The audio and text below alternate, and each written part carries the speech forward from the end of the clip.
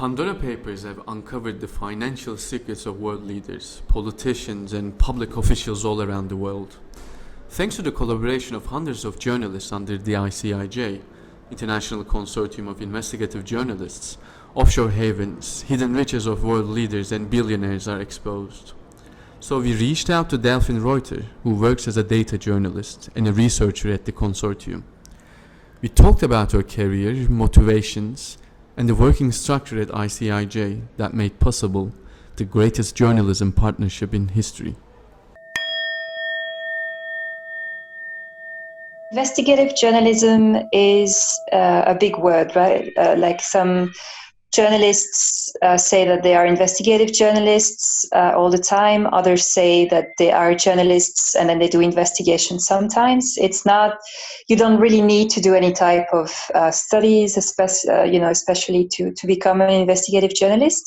In my case, you just need time and resources, right? Which is often what journalists everywhere lack, or, protection from threats, like specific instances is very, very hard for journalists to do their job and just get the time that they need to do the research. But anybody can do investigations. It's really up to anyone to find the topic that they're interested in and then to dedicate the time and maybe find a team with which they want to work. It's sometimes easier to work with other people. In my case, that's what I prefer doing. I prefer working with people in different countries. Can be 2, 3 more countries. It doesn't really matter, but at least be part of a team, because I think that stories, especially journalistic stories, are so much more interesting when you work with a team. I did study journalism in Belgium, graduated in 2007. It was a while ago already. And then I graduated. I did not have at the time any courses in investigative journalism. I didn't really know what it was. I mean, I had heard about big investigations, such as those published in the Washington Post or the New York Times, but I hadn't really seen anything in the newspapers that I was reading at the time, except maybe 1 or 2 Belgian journalists who were very well known. Particularly men. It's a job where you see a lot of men in the field. Yeah. And so I got my first job. It was not investigative journalism, and then after a while, I started doing some research because I felt like I did not have the skills required to do deep research as part of my journalism. And I did a master's degree in the US at Columbia University, which is an amazing journalism school. I mean, they have a graduate school of journalism, they have summer programs, and they have a Master of Science program in which it's also possible to register for a specific investigative course called the Stabil Investigative class. Oh. And I graduated from there in 2010, came back, did not find a job in journalism when I came back to Belgium. I did have a few projects. Like I worked with a team of Italian journalists at that point who were interested in waste. So we investigated waste, trafficking in Italy, Romania, different places across Europe. I was an activist for a while. I was a researcher for environmental organizations. And then in 2014, I got the chance to start working with ICIJ. So it was not like I got my degree and then all of a sudden all the doors opened. So I don't want anybody to think that, it's the answer to everything. Of course not. Like you don't need to get a degree. You can, if you think that it's going to help you. It can also help you to actually meet people who do the same type of work or could be interested in doing the same type of work with you. Mm-hmm. But it's also about, going to trainings, to conferences, meeting people, learning about what they do. And little by little, just getting those ideas that you're really interested in and building your own network. And there's lots of grants out there that are offered to journalists in different countries to investigate on the long term. So it's becoming easier for freelancers to do it. I'm not going to say it's easy, but it's becoming easier. Yeah. So that's when I started working with ICIJ, and since the beginning of 2019, I work for them full time. When I was approached by ICIJ in 2014, a friend of mine worked there, and she thought that I could be interested in their research specifically about Luxembourg, because I had worked in Luxembourg for a few years, and I was quite familiar with how Luxembourg works. And they were getting together the LuxLeaks projects. which was That was published in 2014. the first file that you worked on, right? Yeah, it was the first project. It was about those tax rulings that the Luxembourg government was signing with specific companies, so that the companies knew they could reduce the amount of taxes they were going to pay to almost nothing, because the government was in advance giving them information about that. So it was like a series of documents we got access to thanks to France 2 in France, who had access to the documents and shared them with us. Yeah, so you have there's two main aspects to ICIJ. One is the staff, and then the other is the network. So the staff is made of some people based in the US who are, they're American or they're not American, but they're basically based in the US. And then you have a network of people who are employed on a freelance basis, because ICIJ is a US organization. So we work with them full time, and then we also employ contractors for specific projects. So me, for example, I'm employed on a yearly basis. And then when we know that we will need specific abilities for the project that's coming next, our editors, will get their heads together and figure out what kind of profiles are needed, and they will employ the people who are needed to make the team work for a specific project. And then, of course, you have a network of journalists who work for their own media, and then who we call the partners, and then we partner with them on investigations. But they are hired by their own media in their own countries. So that's the network that we work with on all the investigations, although that network, extend this network as much as possible and include new journalists who are interested in joining as well, whenever we can. We want to look at broken systems. We want to look at things that on a global scale just are not working properly, are not serving the needs of the public. And we want to expose that in a global manner as much as possible. We knew early on that we had a big data challenge, because this is not, the data was very different from what we had done before, in that we had 14 different offshore service providers. And what that means is that you have 14 different ways of organizing the information. With the Panama Papers, Mossack Fonseca, it was one company, so they had their own type of filing system, and you could use it to research the documents.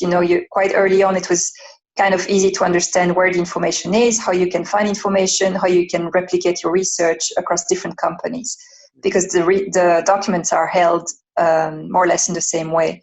You still have to review all the information, go through all the documents, but you kind of get through the moves, and that through repetition, through research, where the information is more or less. But here, since we had 14 different companies, every time we were looking at a different provider, we had to remember, okay, that's how they organize the information. That's the spreadsheet I'm looking at. Different. Yeah.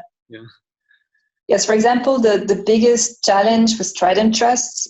Trident Trust had a lot of PDFs, and some of them were 1,000 pages long, or thousands of pages long. I think we had one that was 10,000 pages long.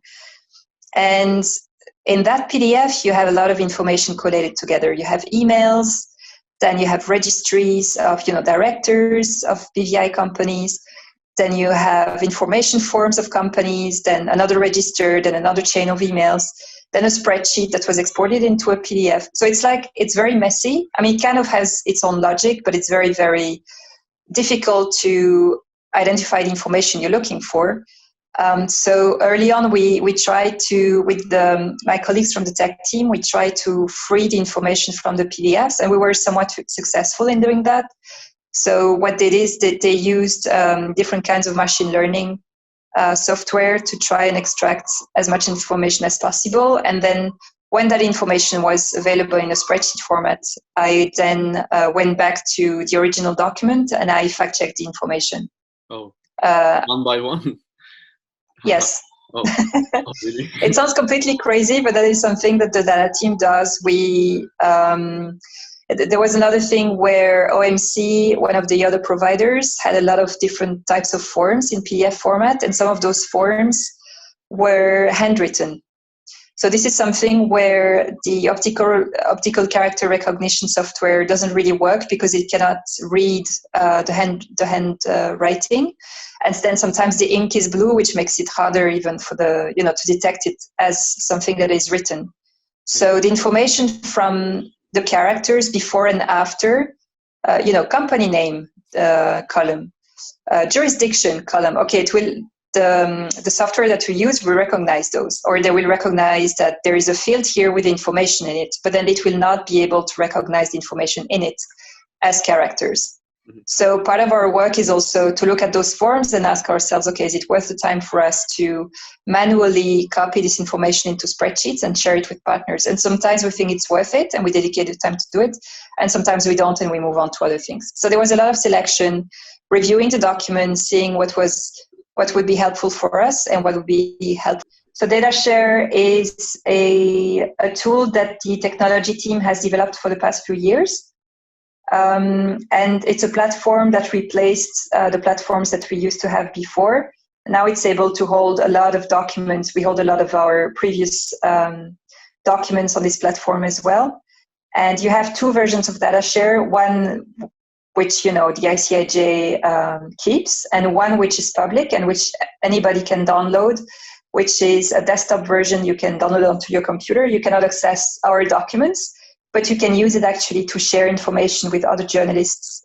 Anybody can use it. You don't have to be a journalist. But so this is what we wanted to do. We wanted to provide a tool that anybody can use to share and extract information. So what our partners would do, 14 offshore providers, 11.9 documents can be daunting. So we would tell them you have access to DataShare, you have access to the documents. What you can do now is run a batch search. So they would go on their own computer, they would extract information from somewhere that they're interested in. I don't know, the lists of people in parliament, lists of people accused of crime, different kinds of lists with names, dates of birth, company names. And then they would run those. So this would be a list of queries. Mm-hmm. And they would run those through DataShare as a batch search. So DataShare is actually running all those queries one after the other. So they don't have to manually enter each query into the search box. I was told, like the rest of ICIJ, we learned about, this attack, and obviously our tech team is on it and has been on it, but I really don't know. I've learned about DDoS a few months ago because there's something else happened with such an attack.